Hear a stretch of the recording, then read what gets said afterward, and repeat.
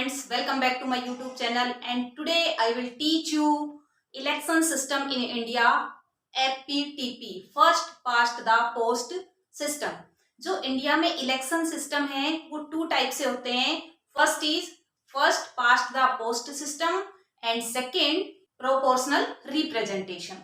But आज हम only discuss करेंगे regarding first past the post system, it means FPTP, जो एक काफी इजी मोड है, एक बहुत ही सिंपल वे में इसका इलेक्शन होता है।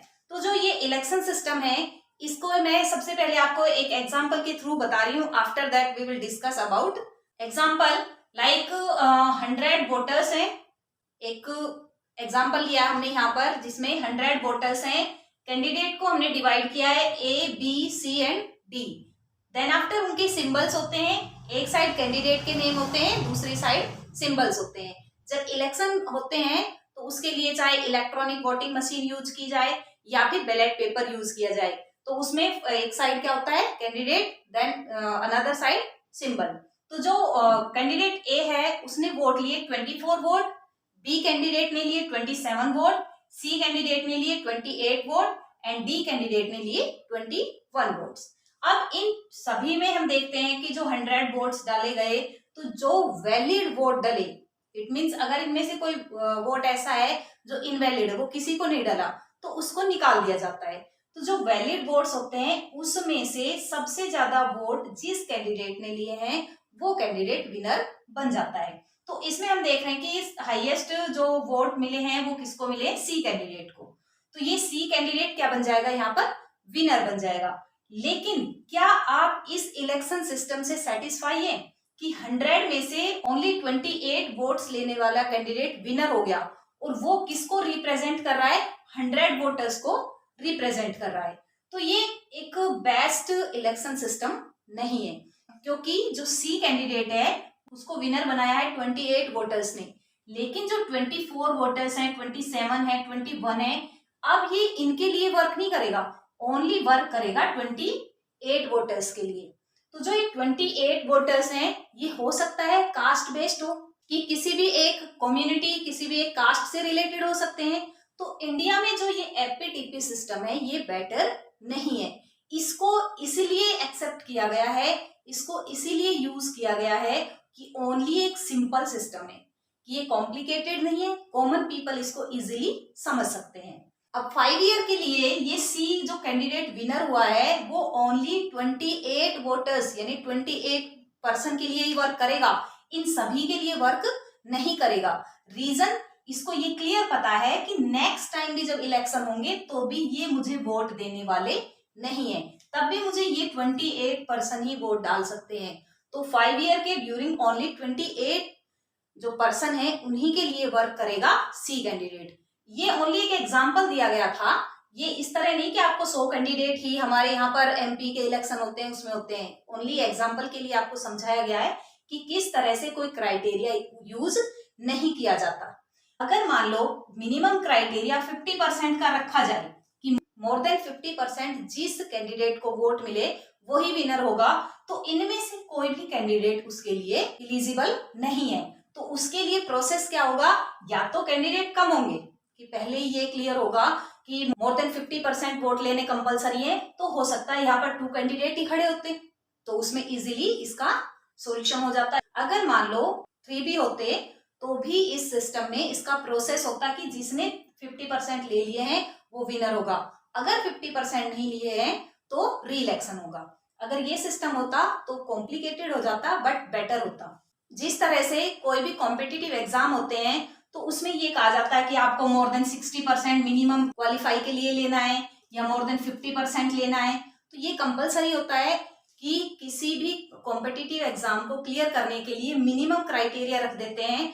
अदरवाइज जो अगर FPTP सिस्टम को इम्प्लीमेंट किया जाए तो क्या होता है कि एक 25% लेने वाला या 30% लेने वाला कैंडिडेट क्या बन जाता है, किसी भी गवर्नमेंट जॉब में लग जाता है। तो उसके लिए ये सिस्टम यूज नहीं करके कौन से सिस्टम को यूज किया जाता है, जो ये मोर देन 50% या मोर देन 60% का क्राइटेरिया मिनिमम रखा जाता है। उसके लिए जो बेटर क्वालिटी वाले पर्सन होते हैं वो आगे आते हैं।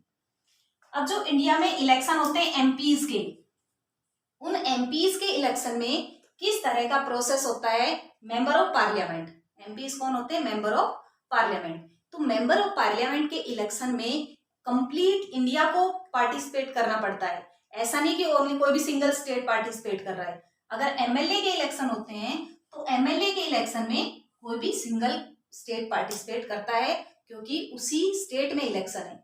बट यहाँ पर हम किसके इलेक्शन की बात कर रहे हैं? एमपी के इलेक्शन की बात कर रहे हैं। तो एमपी के इलेक्शन में कंप्लीट इंडिया को कितने कॉन्स्टिट्यूएंसी में डिवाइड कर दिया जाता है? 543, क्योंकि टोटल 543 कैंडिडेट चूज होके, यानी कि जो एमपी बनने होते हैं वो कितने बनने होते हैं? 543।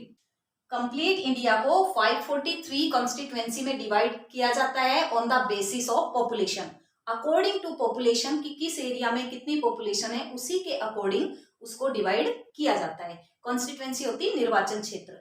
हर कॉन्स्टिट्यूएंसी से एक कैंडिडेट चूज होता है, तो वो 543 कॉन्स्टिट्यूएंसी होगी, क्योंकि हर कॉन्स्टिट्यूएंसी से सिंगल कैंडिडेट चूज होके जाएगा। चाहे उस निर्वाचन क्षेत्र से या उस कॉन्स्टिट्यूएंसी से 10 कैंडिडेट खड़े हैं, बट ओनली विनर होगा 1, और आफ्टर दैट वो क्या बन जाएगा? एमपी बन जाएगा। हर कॉन्स्टिट्यूएंसी में जिस कैंडिडेट के हाईएस्ट वोट होंगे वो कैंडिडेट विनर बन जाएगा। किसी भी कैंडिडेट को कोई भी कोटा या कोई भी क्राइटेरिया क्लियर करना कंपलसरी नहीं है, क्योंकि उसके लिए वो जो विनर होते हैं does not need to get a majority. Majority का होना कंपलसरी नहीं है, क्योंकि अगर कोटा या क्राइटेरिया रखा गया, मेजोरिटी रखी गई, तो मोर देन 50% या मोर देन जितना भी मिनिमम क्राइटेरिया रखेंगे वो क्लियर करना पड़ता है। तो इसमें मेजोरिटी का कोई रोल नहीं है। यहाँ पर जिसके सबसे ज्यादा वोट है वही विनर होगा। इट मीन्स जो सबसे आगे वो जीत जाता है। अब जो एपीटीपी सिस्टम है, यानी first past the post system है, ये बहुत ज्यादा इजी है, वेरी सिंपल, और डेमोक्रेटिक कंट्री में इसको इजीली अंडरस्टैंड कर लिया जाता है। तो India is a democratic country. जो नेशनल असेंबली या स्टेट असेंबली होती है उसके इलेक्शन में एपीटीपी सिस्टम को ही यूज किया जाता है। तो हम डिस्कस कर लेते हैं रिगार्डिंग मेरिट्स ऑफ एपीटीपी सिस्टम, कि इसकी कौन कौन सी अच्छाइयां हैं, एडवांटेज कौन सी है, मेरिट्स कौन सी है। तो first is it is easy to operate. जो एपीटीपी सिस्टम है ये सबसे, इसका जो प्लस पॉइंट है ये बहुत ज्यादा इजी है, इसको इजीली ऑपरेट किया जा सकता है, इसको हर कॉमन पीपल इजीली अंडरस्टैंड कर सकता है। सेकेंड पॉइंट आता है clear link between representative and constituency, कि यहाँ पर हमने देखा कि 543 कॉन्स्टिट्यूएंसी में इंडिया को डिवाइड कर दिया गया, और हर कॉन्स्टिट्यूएंसी में से एक कैंडिडेट विनर होके जाएगा। तो जिस कॉन्स्टिट्यूएंसी से जो कैंडिडेट विनर होगा, तो वहां के जो कॉमन पीपल है और वहां से जो रिप्रेजेंटेटिव चूज हुआ है उनका डायरेक्ट लिंक होगा, उसके वो इंटरमीडिएट नहीं होंगे। इस तरह से पीआर सिस्टम में इंटरमीडिएट होते हैं, उस तरह से इसमें इंटरमीडिएट नहीं होते हैं, क्लियर लिंक होता है रिप्रेजेंटेटिव और कॉन्स्टिट्यूएंसी के बीच में। थर्ड पॉइंट आता है it allows voter to choose between people rather than just between parties, कि जो 543 कॉन्स्टिट्यूएंसी होती है, इन कॉन्स्टिट्यूएंसी में से एक कैंडिडेट चूज होता है, तो उस एक कैंडिडेट को डायरेक्ट कॉमन पीपल चूज करते हैं, कि जो वोटर्स होते हैं जिनकी एज अबव 18 ईयर होती है, यूनिवर्सल एडल्ट फ्रेंचाइज को यूज किया जाता है, तो उसमें उस पर्सन को उस कैंडिडेट से वोट देने होते हैं, किसी पार्टी से वोट देने नहीं होते हैं। तो ये सिस्टम इजी है और हर पर्सन को या हर कैंडिडेट या हर वोटर को इजीली अंडरस्टैंड हो जाते हैं। नंबर 4 पॉइंट आता है it provides a clear cut choice for voters. Voters के लिए एकदम क्लियर कट चॉइस होती है, वो इजीली अपनी चॉइस को डाल सकते हैं कि मुझे ये कैंडिडेट चाहिए, इस कैंडिडेट को मुझे वोट डालना है। देन आफ्टर इसके डिमेरिट्स, यानी कि इसके अंदर कौन कौन से डिसएडवांटेज है, क्या इसकी बुराइयां हैं इस सिस्टम की। तो पॉइंट नंबर फर्स्ट है मैनी वोट्स आर वेस्टेड। बहुत सारे वोट बेकार चले जाते हैं, मीन्स कि जो कॉमन पीपल होते हैं उनको नहीं पता होता कि हमें वोट किसको डालना है, वो अपने वोट को बेकार कर देते। Even NOTA, none of the above, यानी कि हमें किसी कोई भी पर्सन, जो भी कोई भी कैंडिडेट है वो हमें पसंद नहीं है, तो वो किस पे क्लिक कर देते हैं, नोटा के ऊपर क्लिक कर देते हैं और उनका वोट बेकार चला जाता है। Second, government are based on minority support, कि जब यहाँ आपने देखा कि किस तरह से माइनॉरिटी की गवर्नमेंट स्टेब्लिश हो जाती है, कि यहाँ पर जिस कैंडिडेट ने ओनली 28 वोट्स लिए वो विनर हो गया, तो इस तरह से कम कम वोट वाले विनर हो जाते हैं और गवर्नमेंट कैसी बनती है, माइनॉरिटी की, यानी कि कम पीपल के सपोर्ट की गवर्नमेंट स्टेब्लिश होती है, इवन कई बार तो कोलिशन भी करना पड़ता है। नेक्स्ट पॉइंट आता है some social group specially minority may be go under represented. कुछ सोशल ग्रुप्स लाइक जो माइनर ग्रुप्स होते हैं वो डिप्रेस हो जाते हैं, उनको कभी भी आगे नहीं लाया जाता है, क्योंकि ऐसे ग्रुप्स कैसे विनर बन सकते हैं। यहाँ तो क्या यूज होता है, maximum caste based, group based, कि जो कास्ट होती है कि भाई ये मुसलमान है, ये हिंदू है, ये यादव है, ये जाट है, इस तरह से खड़े होते हैं, तो उन कैंडिडेट को ही वोट डाला जाता है। ये नहीं देखते कि किस कैंडिडेट में क्या एलिजिबिलिटी है, कौन सी इसकी क्वालिटी है जिसके लिए ये लीडर बनना चाहिए। सबसे पहले ये देखा जाता है कि मेरी कास्ट का कौन है और मैं किसको वोट डालूं।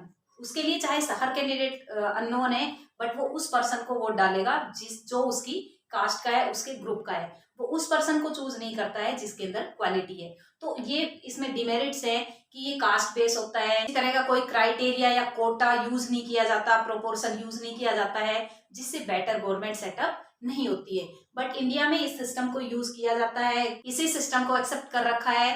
रीजन क्या है, इजी मोड है और इसको इजिली कॉमन पीपल अंडरस्टैंड कर सकते हैं। क्योंकि जब इंडिया इंडिपेंडेंट हुआ, आफ्टर दैट कॉन्स्टिट्यूशन बनाया गया, तो उस टाइम ये देखा गया था कि जो कॉमन पीपल है वो इलिटरेट है। ऐसा सिस्टम यूज किया जाए, जब इलेक्शन हुआ 1951-52 में, तो ये सोचा गया था कि इस तरह का सिस्टम यूज किया जाए जो इजीली कॉमन पीपल को समझ में आ जाए। तो उसके लिए सबसे बेस्ट जो सिस्टम लगा वो एपीटीपी सिस्टम लगा, क्योंकि जो पीआर सिस्टम है वो हमारे प्रेसिडेंट वाइस प्रेसिडेंट के लिए यूज होता है, तो वो कॉम्प्लिकेटेड है, इसके लिए उसको इन इलेक्शन में यूज नहीं करते हैं। क्योंकि जो एमपी का इलेक्शन होता है या फिर एमएलए का इलेक्शन होता है, इसमें पार्टिसिपेट करते हैं कॉमन पीपल, और कॉमन पीपल को इतनी अंडरस्टैंडिंग नहीं होती, कॉमन पीपल को इतनी समझ नहीं होती है कि वो कॉम्प्लिकेटेड सिस्टम को समझ सके। इसलिए उनके लिए एक सिंपल सिस्टम को बनाया गया है, एपीटीपी सिस्टम। अगर यहाँ पर पीआर सिस्टम को यूज किया जाए तो पीआर सिस्टम बेस्ट होगा, बट कॉमन पीपल की समझ से बाहर होगा, इसीलिए इस सिस्टम को यहाँ पर यूज किया गया है। इस वीडियो में इतना ही, मिलते हैं नेक्स्ट वीडियो में विद पीआर सिस्टम। तब तक के लिए ओके बाय, टेक केयर।